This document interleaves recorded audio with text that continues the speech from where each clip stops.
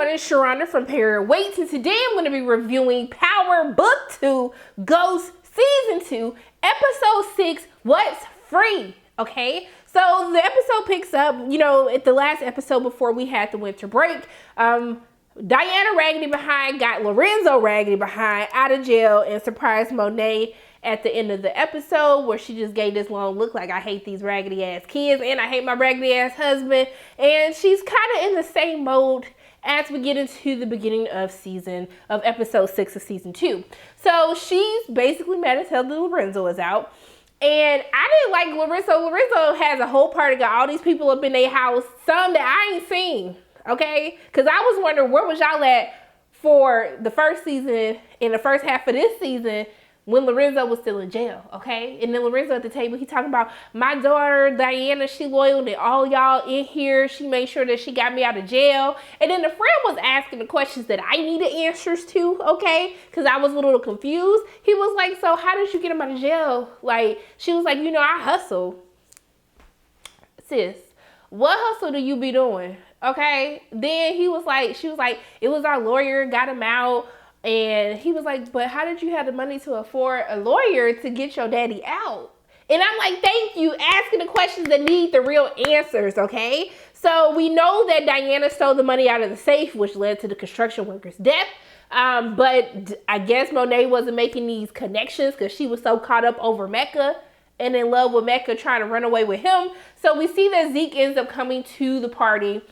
Lorenzo looking Zeke up and down like, hey, this for family only. And I'm like, bruh, now I know you know who Zeke is. Talking about, oh, I ain't met him yet. And I'm just like, she literally just came to you asking for money for Zeke to mortgage the house to get the money to pay for the attorney for Zeke. So why you sitting up here playing dumb, Lorenzo? I just don't understand. But it makes me believe that he knows that something ain't right with Monet and Zeke's relationship. What makes me feel like, I don't know if Lorenzo made the connection of who Mecca is and how Mecca's the supplier or the connect, and that's why he's pressing Kane so hard this episode about it. But we see that Zeke comes in, they search him down, they pat him down.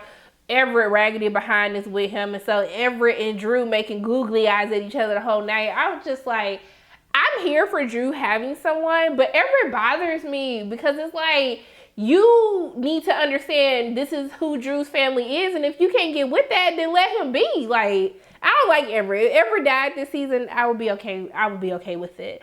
Now, what I didn't understand, did y'all notice something when Drew was introduced to Kalito? I'm like, did y'all used to mess around, smash? Like, what's going on? Am I just reading too much into it because I hate Everett so much that I just want Drew to be with somebody else? But also, too, Kane was being dumb. Like, hey, this is my boy Guap, and he want to take a picture with you. Didn't you learn from the last time that y'all was trying to take pictures and do a whole live show what happened, and you steady, like, you gonna ask your daddy of all people? And I'm glad that he went out for him. Like, y'all sit up here too busy worried about social media when y'all need to be trying to figure out how you gonna build. And this is when I knew that Lorenzo don't really respect Kane like that in the first place. And you can see throughout the episode, before Lorenzo makes it abundantly clear that he does favor Drew over Kane. We see that Guap starts getting a little scared, a little shook, because Drew giving him an evil look. Zeke looking at him crazy, because obviously, like, we not okay. You was literally about to shoot me in my kneecap after the fight that they got into after the club. And so he talks to Kane about it, like, hey, this is why I need to talk to Lorenzo, because clearly everybody's not okay with what happened. And he was like, bruh, Lorenzo trying to rebuild his empire. He's not worried about anything that's going on with us. You don't have anything to worry about, which I was like, yeah, I mean, he probably doesn't care about you at all, but I can see why he would be upset about it. Monet and Everett have an exchange where she basically tells Everett to get out of her house. He leaves, and I was okay with it because I'm just like, you a snitch. You a snitch. So this is her acting off of the information that Tariq gave her in the mid-season finale. And she still ain't rocking with Everett at all. So Lorenzo tells Monet that she wants to hand the business to Drew. He wants Diana to go to school, and Kane is always going to play his position as long as he's be feared in the streets. Kane really not going to be worried about what's going on, or so he thinks that that's what the case is. We see that Diana comes in and she made him breakfast and stuff, and Monet's still looking at her like, you raggedy tramp, like I can't believe that you did all of this behind my back. But Monet tells Lorenzo that he needs to understand who Drew truly is before he decides to do that. And then Lorenzo's like, I know who my son is. Basically, he knows that, you know, Drew is gay and he's okay with that. And she just warns him, like, Drew likes to lead with his heart instead of his head at times, which can actually get him in trouble. And so then the kids, they all come in, they bring in their dad's clothes. And it is nice to see Lorenzo and Monet. You can see the resemblance of this good family that they once used to have. But Monet is just really not with it. And clearly Lorenzo was like old school, because he makes his comment like everything's gonna be how it used to be, without him realizing Monet has been the one holding this down for 10 years. So for you to expect that she's just gonna go back to being like a little maid, you saw them ordering her around to go get the stuff out the kitchen and go get them more drinks. Like, sir, what are you talking about? Like, she's been holding you down this entire time. She probably is going to want more responsibility. And it seems like we're going to see this clash happen throughout the rest of this season. And we'll have to leave it to there whether or not Lorenzo survives this season, because Mecca is still a factor. So, Kane ends up getting him a chain, and that resembles the chain that he had before he went in. But his dad is like, you know what would have been better is you getting me a meeting with your connect. He tells Lorenzo to Drew that, hey, like, you being sloppy, you moving sloppy right now. That's not like you, him referencing basically his boo. And Drew comes up with this idea that he's going to recruit Keno's men from the BSK. And his dad is like, well, what are you going to, like, how is Keno going to be okay with that? And then basically tells him, like, hey, you're going to have to be the one to take him out.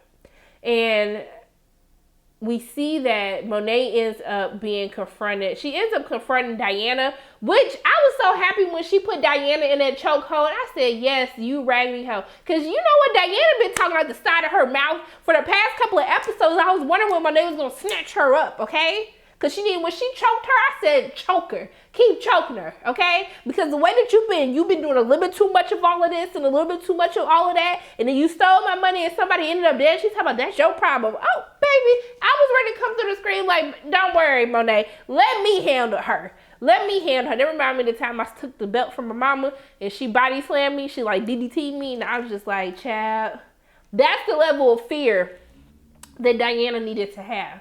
All right, because Diana, she just been getting ahead of herself a little bit too much, and she really didn't have any consequences or blowback for her actually stealing all of that money in the first place. But Monet has other problems to worry about. She goes to talk to Mecca. Her and Mecca don't have chemistry. Honestly, even though I love and adore Mecca with all my heart and soul, and I would definitely have babies with him, and I would never keep them away from him. But I just never feel the chemistry between Mecca and Monet when they be on screen together. And so Monet is basically telling them about everything that happened.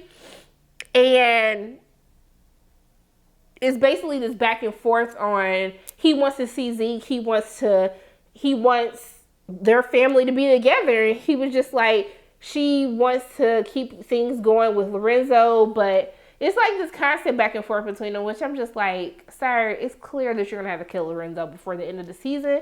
It's going to have to be Mecca versus Lorenzo. And I feel like Lorenzo kind of knows who Mecca is and knows who Zeke is and the connection to all of it. So I'm just waiting to see like where the pieces fall and when everything comes to, you know, everyone knows their part to play with this whole family paternity drama and stuff. So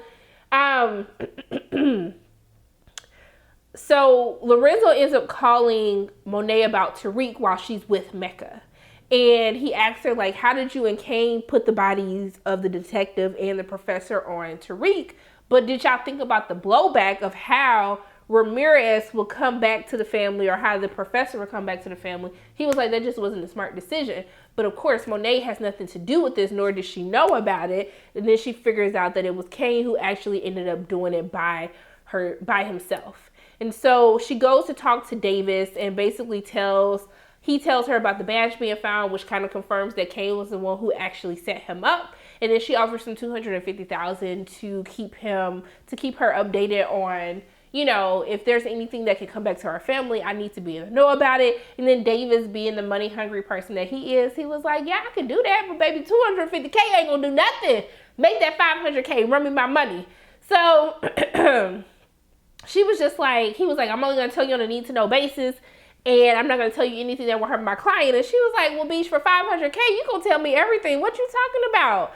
And so she goes and gets into Kane's ass, which, yes, because it's always his fault. And she was like, you know what? One thing you're going to do, you're going to always make things worse than what it needs to be. And I said, Monet ain't told nothing but the truth right then and there. Kane is always the common denominator, getting people into some mess.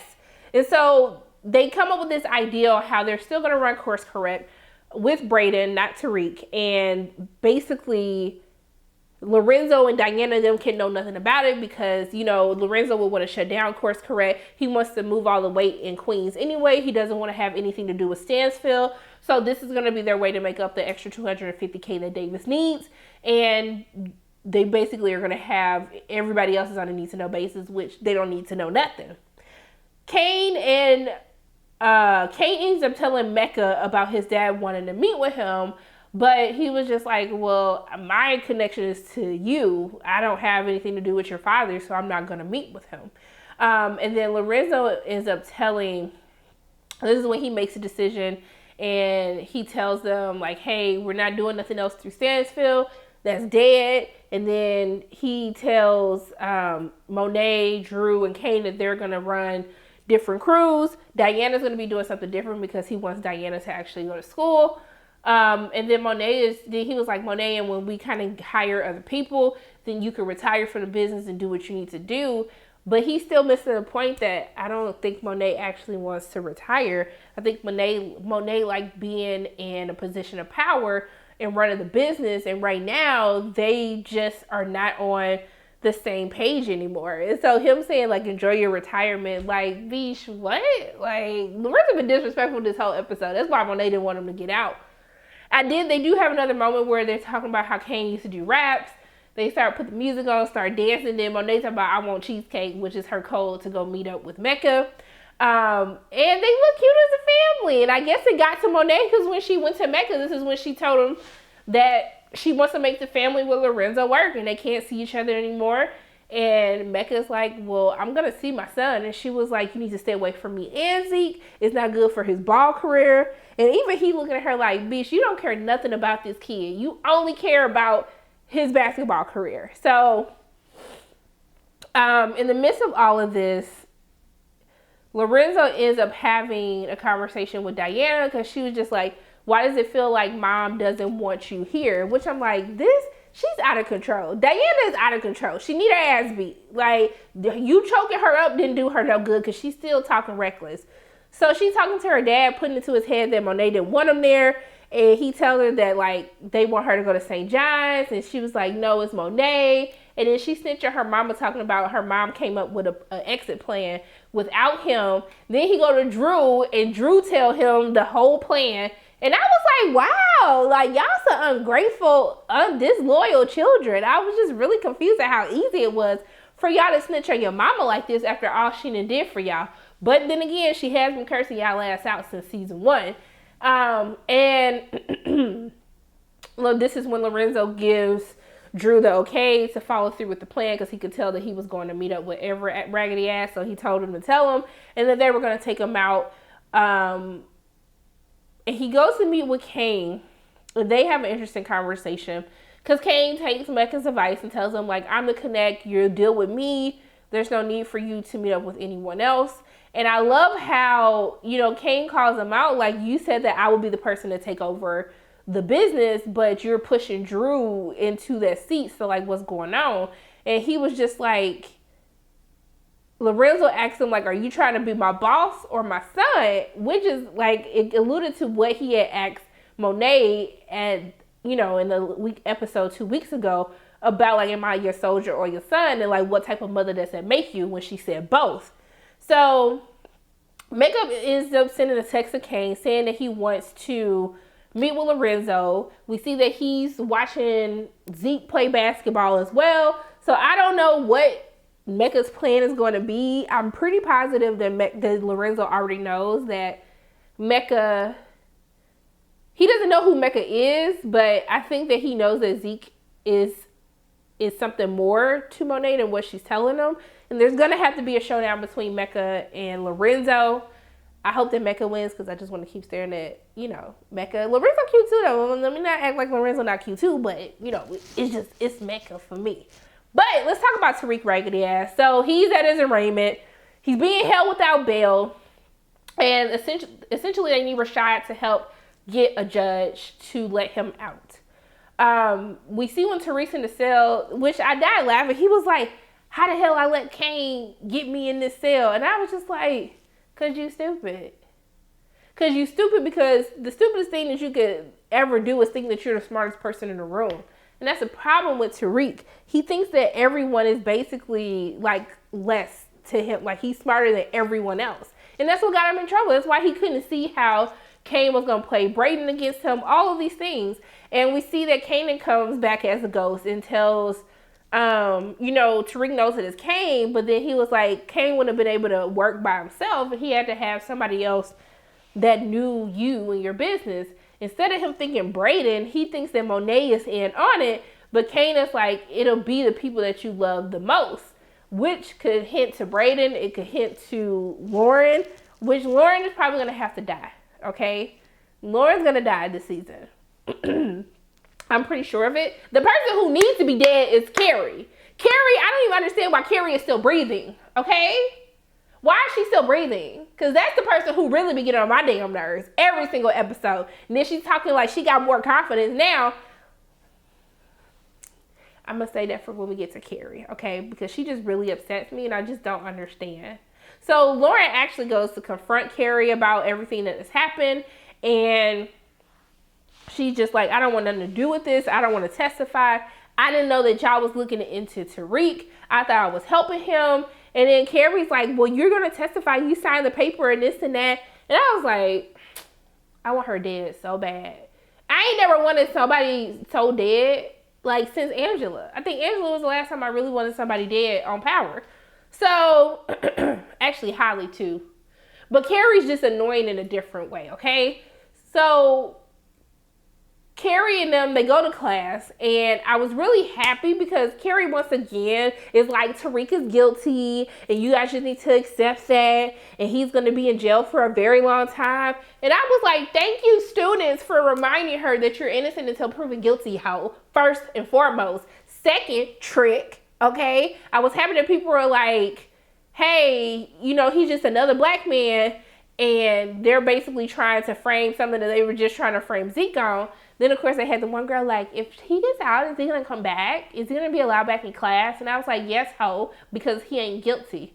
I mean, he kind of guilty, but not really guilty because Kane, it was really Kane and it really wasn't him. But I was happy that the students had his back because CARRIE was just doing too much. And even Rashad, I was like, now I know Rashad is opportunistic, so it is what it is.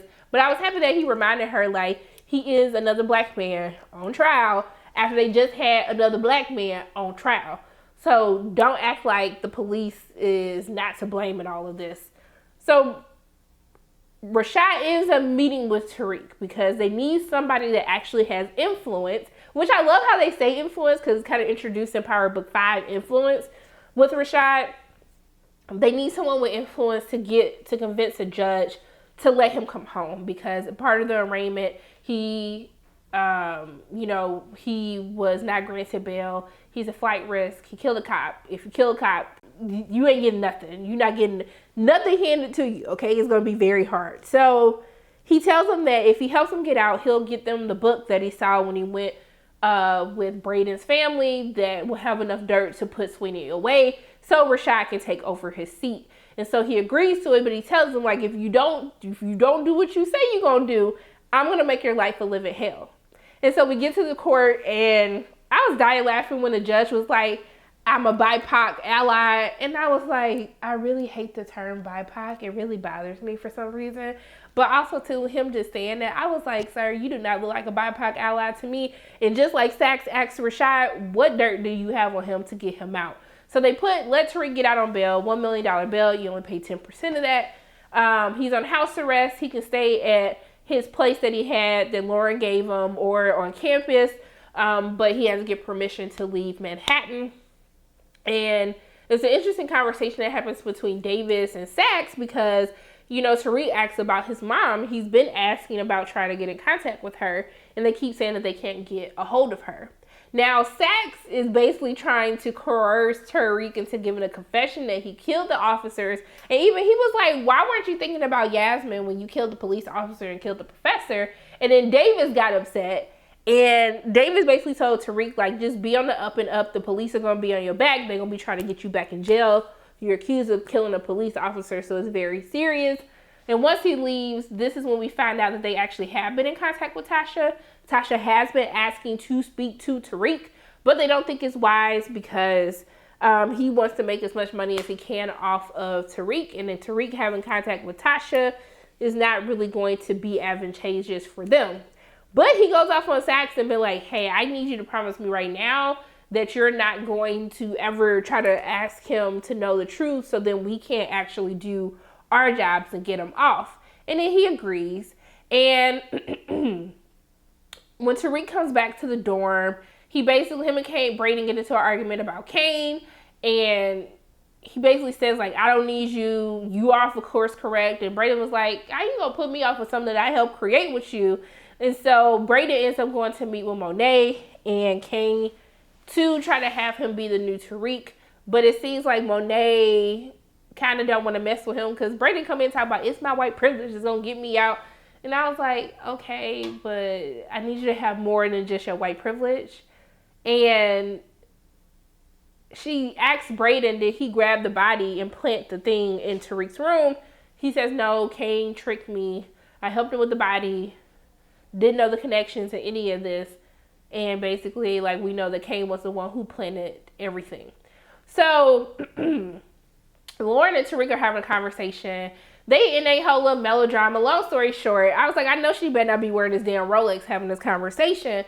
But Tariq ends up breaking up with her because she kind of trying to distance herself from him because, like, you ain't got the best reputation on campus right now, sir. So he was like, okay, well, if you ain't trying to rock with me, then I don't want nothing to do with you. So he was like, be gone. And I would have been like, now, ho, why you sitting up here telling me you don't want to rock with me, then get the hell up out of my brother's house.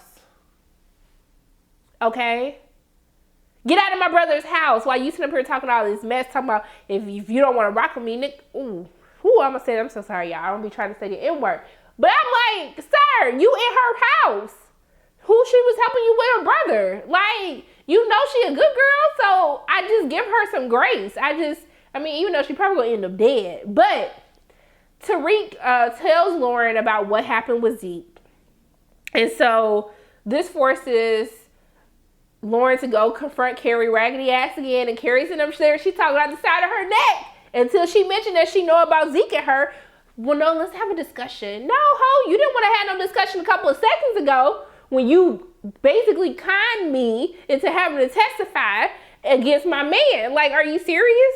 So I hate Carrie so much. Like, if Carrie not dead before the end of season 2, I won't start a petition. I'm gonna start a petition because that's how upset I am. All right. We see that Effie ends up going to check up on Tariq. This is why you can't trust women. They be like, don't mess with him. I ain't messing with him either. Because what she do the first thing she got? She went and slept with Tariq. She went and put up on him. Okay? That's what she did. And Monet saw it all over her face when he set up that meeting. She was like, it's clear that you giving him some good.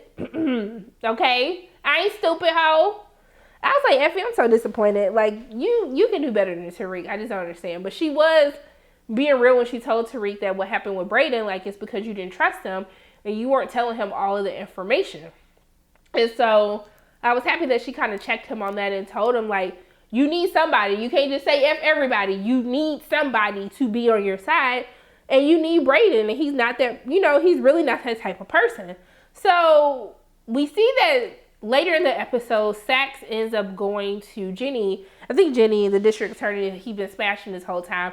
And he overhears some conversation between Lauren and Jenny where she's basically saying that she has to testify. She didn't know. They kind of coerced her into all of this. And so now he knows that Lauren is the one who has been snitching and how Tariq got arrested in the first place. So Sax has a little look on his face like he finna go to Davis and snitch. And I know pretty much that Lauren is probably about to die.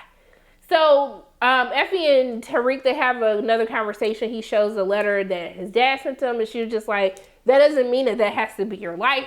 He burns the letter almost as if, he's ready to accept his fate. And he's also accepted that he does have to kill Kane.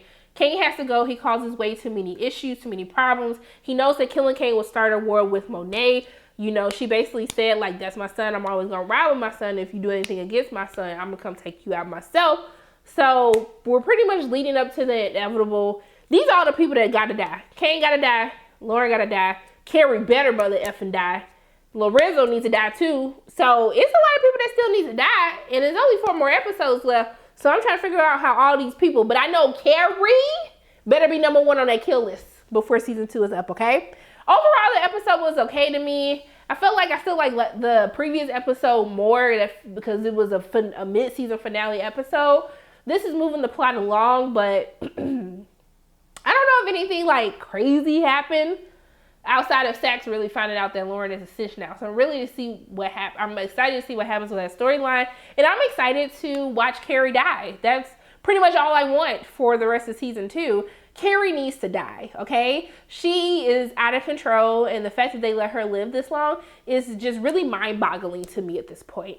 But those are my thoughts on Power Book 2, Ghost, Season 2, Episode 6, What's Free? Obviously ain't nothing free, okay? Except for Carrie, who walking around free, and she needs to be 6 feet under. But once again, my name is Sharona Williams for Prepare Your Weight. Those are my thoughts on the episode. If you like what you saw today, make sure you hit the like button, hit subscribe, share this video with your friends. Make sure you hit the notification bell, hit subscribe. And, until I see you guys again, okay? I'm still loving Power. I'm still here for it. I just want Carrie to be gone. All right? So until the next time, I love you guys 3000. And until I see you again, bye.